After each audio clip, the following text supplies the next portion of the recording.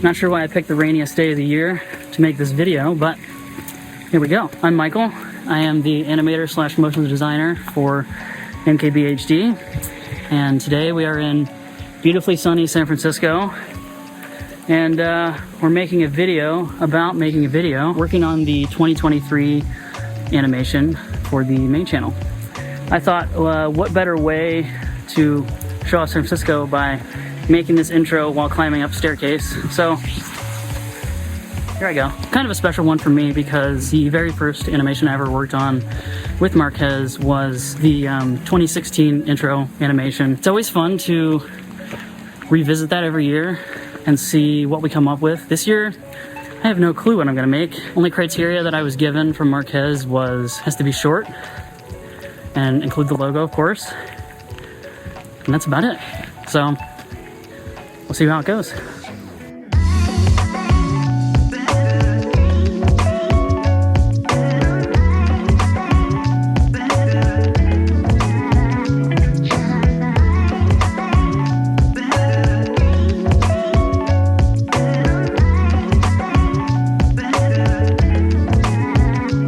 Since we're starting from scratch on this one, first step for me is always going to be looking for inspiration, kind of seeing what's out there, get in the headspace of what it is I want to make. I think this time I'm going to start looking through some physical design books for inspiration. I know that seems a little bit unconventional because to look through like a printed static thing for an animated piece, but what's kind of different about this project is the animation is so short that the movement itself is important, but sometimes not really the star of the show. So I need to figure out what the aesthetic is going to be, color, texture, graphic. Luckily for me, I live with a bunch of graphic designers, so we have a unnecessarily large collection of design books. So we've got everything pulled into one place. Next up will be opening up Adobe Illustrator.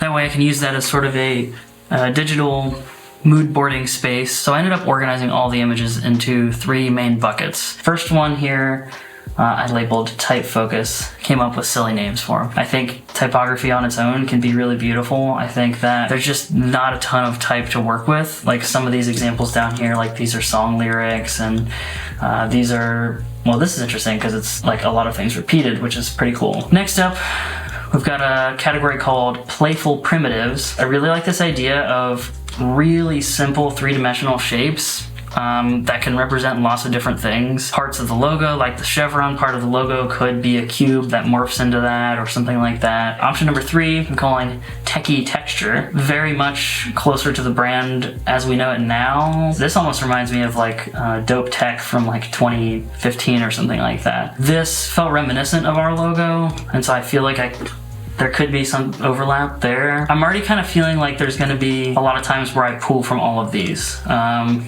I could see, obviously, like color palette with this third option is like closest to what we're used to, black and white with a touch of red. If I think about the 2022 intro, there was a lot of simple shapes with type overlaid, so that feels like this is like relevant to that, so it wouldn't be too much of a departure. But boy, do I have something is catching my eye with these cubes. I remember last year, like I just created like a grid of different like layouts of MKBHD, the chevron logo, different lines and textures and things like that, and then ended up flipping through those things for the animation. So I don't know if that's the approach this time, but it's going to be sort of storyboarding, sort of just asset creation, just starting to actually hit the ground with this.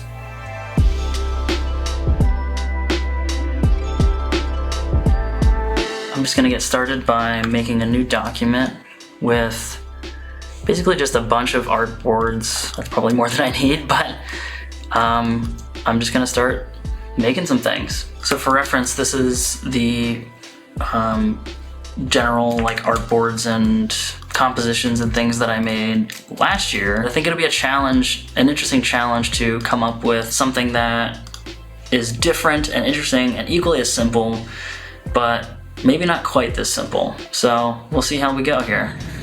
I absolutely love working from home, but as much as I like my setup, I do feel like I need to shake things up every once in a while, change the scenery. So I want to go work from a cafe for a couple of hours this morning and then maybe come back and wrap up the rest of the work this afternoon at home. but I'm being lazy and I don't feel like walking all the way there, so I'm gonna take a city bike.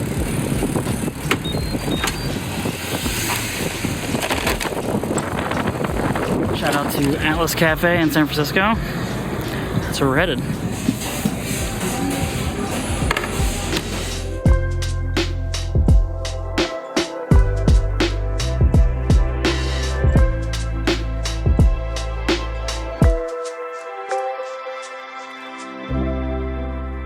Okay, got a first pass at some visuals. One of the first things I made was this sort of interpretation of the letters MKBHD, and I had an idea here where this could sort of do like a space warp. Woo! As you already know, I'm loving these cubes, so kind of just maybe a little bit of pop color. Taking the idea of these shapes and pushing it a little further. Maybe there's a cylinder, maybe there's like simple flat circles, maybe there's a pyramid. Turns out this logo fits almost perfectly on an isometric grid. So with a little bit of adjustment and finagling, you can see it's not quite right, but I think we can make it work. Not sure if this is actually what it'll turn into, but my first idea is, okay, we start here, explosion. We have all these little pieces and bits and bobs and things that are flying into the air. So this cube is the star in the show.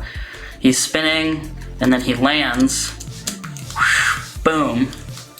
He lands, creates the grid, because the grid can be based off the cube. And then that grid then transitions to, oh look, the logo. And then we clean slate it. And then that's the end credit. The last animation was really short. I'm talking seconds.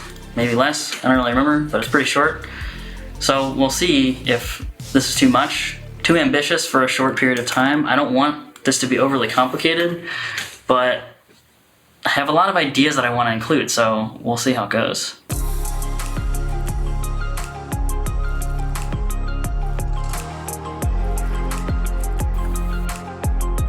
This is Fern. She is my desk buddy slash coworker. Oftentimes she falls asleep on my desk, but right now she wants to get into everything else. What? Alright, it's a new day, and that means it's time to animate. I'm going to open up After Effects, and I think the first thing I'm going to try to create, or recreate I should say, is this scene here, which I'm envisioning will be the first scene of the animation. Blank slate, here we go.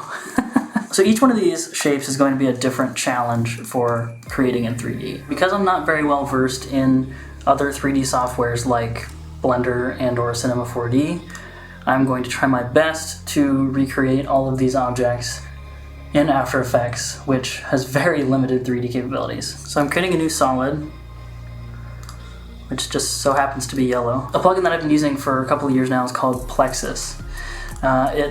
The whole purpose of the plugin is creating particle fields and allowing it to like explode that or kind of move it around or do different things with it. I'm going to use it for something a little bit unconventional here.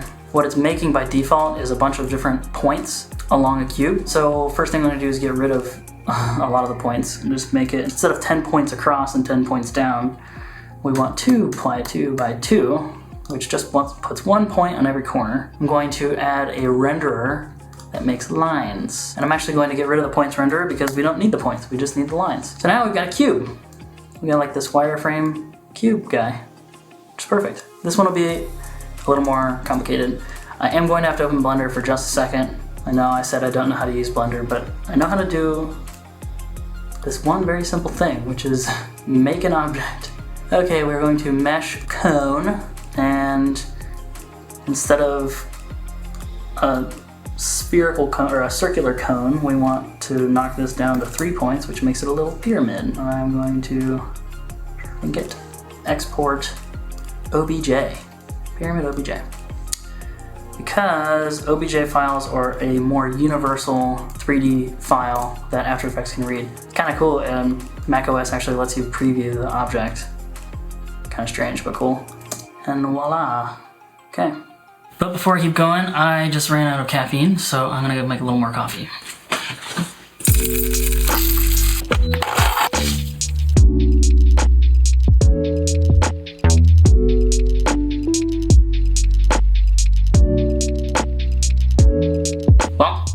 turned off the camera because I thought that would take me forever, but it really didn't take me that long at all. So we've got 6 faces, flat faces, all controlled by this one null object. Basically, they're all parented to that null object, which means that whatever the null object does, they copy. Now, when I adjust the rotation of this null object, we have a cube. I know it always seems ridiculous when people do this, but really the best way to figure out how you want to make something move is not to just start making keyframes in After Effects. You really have to like get an idea in your head first of what you want. And for me, it looks a little ridiculous, but a lot of times I'm doing that with my hands. So I'm imagining this cube and it's gonna go and land. So I want it to land within the grid or close to it so that I can do this whole crazy transition. So maybe it's a good idea to just get this in there for reference. This is what you would call an isometric grid, meaning that the grid itself every line is parallel, meaning that there's no perspective. So things that are further away and closer aren't different sizes. So what we're seeing with the cube is these lines are lined up pretty well, and then these are not so much. So what you can do is you can set up a camera that has a focal length that's a lot higher, which will really mess everything up, apparently. This happens a lot with animation. Sometimes you just have to fake something. So what I might end up doing is turning layers on and off. So I might turn off like these 2 layers in the background, or maybe these 3 layers when they're not being viewed. So those layers will probably be turning on and off depending on the orientation of the cube. That way it's all clean, like this. It'll be worth it, I swear.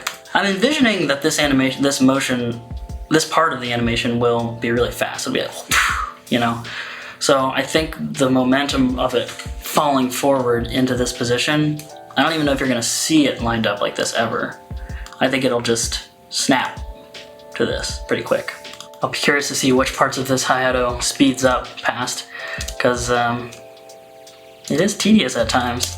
So this is just the regular keyframe view. And what you can see here is, this is a marker saying, this is where the cube is here, this is where the cube is here, and this is where the cube is here. And After Effects figures out everything in between. That's just the nature of how keyframes work. The reason that these are different shapes is that this one has easing, which means that rather than from going point A to point B at the exact same speed the entire time, the easing says we're going to slow down and speed up at different rates throughout this. And so that's what gives you this natural feel. If everything just moved like that, it would feel super robotic. The best way to get control is to dive into the graph editor. And when you're there, you can see a way more detailed look at how this thing is moving. Now, the real reason I want to be in here is to edit the speed graph. This object is moving faster here, and then it is coming to a complete stop here. And then it's starting to get faster again. And I don't want it to ever stop completely. I want it to hang in the air for a second. I want it to go pop up in the air, hang, and then drop. So instead of 0, we're going to make it something a little bit less than 0. So I have to think about wherever this final keyframe is, where this cube is landing, that's the end of this entire scene. So there's a lot happening in this scene, so it really needs to be on screen for long enough for us to see all the different shapes and appreciate what's going on before we jump into the next phase of it. By the way, I've never made a video like this. I don't know what I'm doing. The idea of working and talking at the camera at the same time has been a very fascinating experience. Looking back at the footage and seeing how I exist in the world, wild. I don't know how Marques does it every day. 2 hours later. All right, we've got all the shapes in there and moving now, which feels good. It's starting to look really polished already, which is awesome. I think one of the biggest things that helped was I expanded the timing at the very beginning. Here we go, this is what we have so far. Shapes, ping. Next challenge, of course, is going to be transitioning from this cube to this chevron logo. Not really sure how I'm gonna go about it, so I'm just gonna start.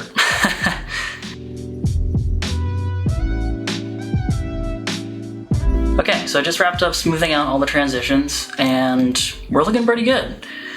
We've got the shapes, 3D shapes all exploding up in the air, which then transitions to the cube the wireframe cube that morphs into the chevron logo, which then resolves in the final logo. And when you play it back, it looks like this. I think at this point, I'm ready to send this over to Ellis to do a little bit of sound design work on it, which I'm super excited about because we've never done any custom sound design for the intros. We've just been lucky enough to find songs that work out for it, but it's about time we do something custom. I'm pretty hyped about that. So yeah, I think there's a couple of there's probably a couple of tweaks that I might make as far as stylistic things, like maybe adding some glows or some textures or some different things like that. But other than that, I'm passing it off to you, Ellis. I think I finally finished the sounds to this intro. No one's heard it yet. They're just going to hear me describe it out loud to you guys. But let's dive in to this whole session. So first, I guess we'll just play it from the top so you can hear what it sounds like.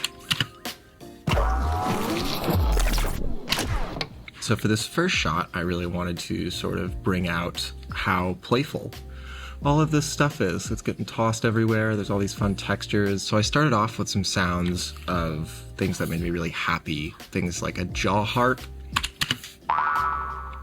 Running that through a little bit of H delay for those who care. This is the splash right here, very quiet. We're all big SpongeBob fans in the office, so I figured I'd take some inspiration from there and just sort of make it nice and fun. Next, we have some sort of atmospheric sounds that sort of make this scene feel a little bit more real. So a bass that rises with the shapes, as well as a kick to just sort of jump the scene, kickstart everything. It's very subtle, very slow compression. Just sort of shape that whole transient into something that's kind of fun to use. So here's what I came up with. As well as this works. The first thing I thought of was an enter key. And if you think that enter key sounds familiar, that is because it is actually the enter key from the keyboard I'm using recorded on the mic that I'm recording on right now. I've got some record scratches because I thought that was kind of fun. I think this is the sound of like it's almost like a rubber shoe, a wet shoe squishing on the floor. And by itself, it's really silly. I like that it has a little bit of reverb. It kind of puts a little space on the whole thing. But even though it's a little silly, when you add this sort of cartoon flip sound, it becomes even sillier. Layer in the camera shutter, kind of helps bring it back to earth. And then these two record scratches just sort of dull it out. And with the transient from the enter key, we get a sound that actually isn't too crazy. And if we throw that all together, it gives us bada bing, bada boom. Intro reveal. Marques has seen it already, apparently. Ellis obviously has seen it. I've seen it. Anyone? Adam. Cool, alright, yeah. I needed his help. So the rest of us are seeing this. You haven't, right, Vin? Yeah. Alright, get in here. We're gonna watch the intro for 2023 for the first time, minus Ellis and Marques because they saw it already, because I guess they have to know what it looks like in order to edit it and say what they want. But 3, 2, 1. Ooh. Play it again. No, this part is so fun. This part is so cool. This reminds me of like our Cube notebook logo. Oh my god. Dude, Our notebooks. GameCube animation? That's so epic. We did it! 2023, here we come, baby. Nice job, Michael. Alright, back to playing RuneScape.